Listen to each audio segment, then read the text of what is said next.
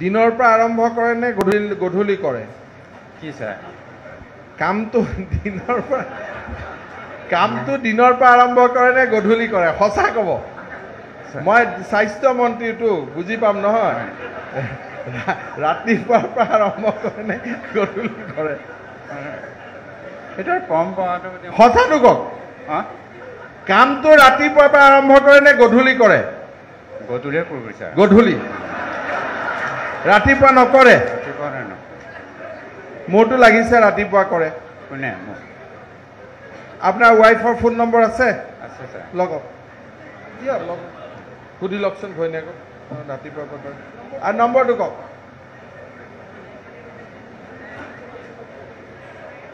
কেনেকৈ হেডমাষ্টাৰ কেতিয়া প্ৰাদেশিকৰণ হৈছে? হা পুৰণা স্কুল লগ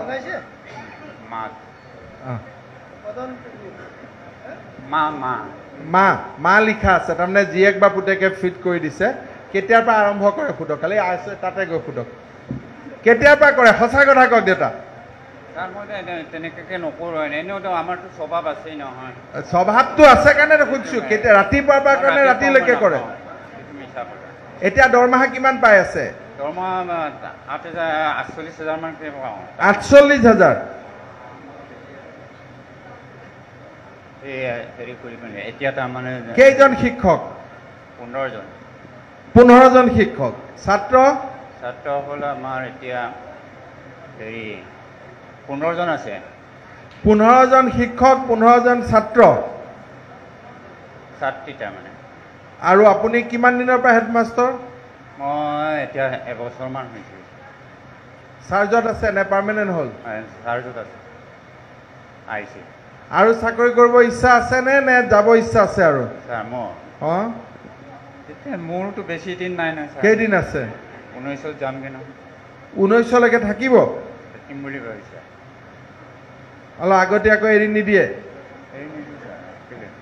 আপুনি ৰাজনীতিত আহক আৰু এইবিলাক কি আছে, পঞ্চায়তৰ টিকট হৈ যাব। এইবিলাক খেলিব নাজানো ছাৰ। আপোনাৰ ইচ্ছা আছেতো মনত? কোন পাৰ্টিত ঘূৰি আছে? আৰে আপুনি গম পাই আছো নহয়, মই দেখি থাকিলে গম পাই আছো। কোন পাৰ্টিত ঘূৰি আছে এতিয়া?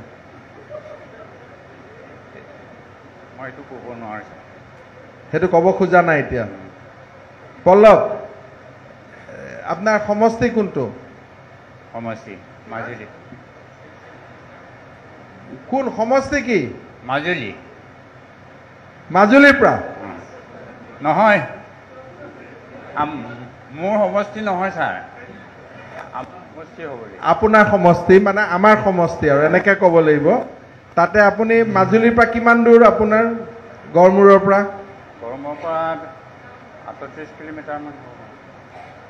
আপুনি ক'ত থাকে? কোনে? মই ৰতনপুৰতে থাকে। ৰতনপুৰ। ঠিক আছে, আপুনি এটা কাম কৰক, আপুনি VRS লওক, লৈ পেলাই বেলেগ কামত লাগক, বুজিলে? এইবাৰ এই 05 কেইবছৰ হ'ল? এই বছৰ প্ৰথম? এইবছৰে হৈছিল। যোৱা বছৰ কেইটা পাছ কৰিছিলে? যোৱা বছৰ 7জন। হা? 7জনী। 7জনে পাছ কৰিছিলে, এইবাৰ 0 হৈ গ'ল। আৰু আপুনি চাৰ্জ ওলাও 1 বছৰ হ'ল। আপুনি চাৰ্জ ওলোৱাৰ পিছতে স্কুল এইটো এনেকুৱা হ'ল ছাৰ। দুৰ্ভাগ্য হ'ল ছাৰ। কি দুৰ্ভাগ্য হ'ল বোলে এইটো কৰিছোঁ আৰু মানে আপোনাৰ ষ্টুডেণ্ট কিমান এতিয়া? 9ত কিমান? 9ত 22জনী কেইটা? 10ত 15জনী। শুনক, আপুনি যদি ৰিটায়াৰ লয়, কোনো স্কুলত নাহাকৈ আপুনি 30,000 মান টকা পাই থাকিব।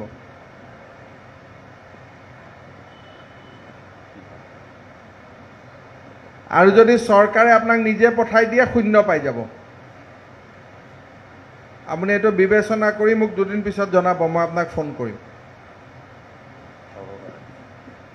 কাৰণ আপুনি আৰু আপোনাৰ এতিয়া বেলেগ কামত ইণ্টাৰেষ্ট বেছি হৈ গ'ল, স্কুল ক'ত চলিব আৰু, হয় নহয়? ছাৰ কিহতো বেলেগত যোৱা নাই, বেলেগত যোৱা নাই নহয় ছাৰ।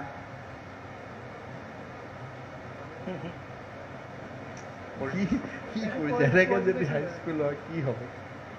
এওঁৰ মিছেজে কৈছে, কি কৈছে? দিনত নাখায় বোলে, ৰাতি কিন্তু আহি আপং খায়।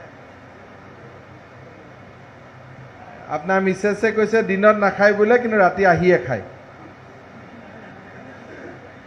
না আপোনালোকক এইটো কাৰণে মই কৈছোঁ যে এতিয়া ৰাতি খাওঁ পৰম্পৰা দিয়ক নেক্সট খন মাত্ৰ কেইজন শিক্ষক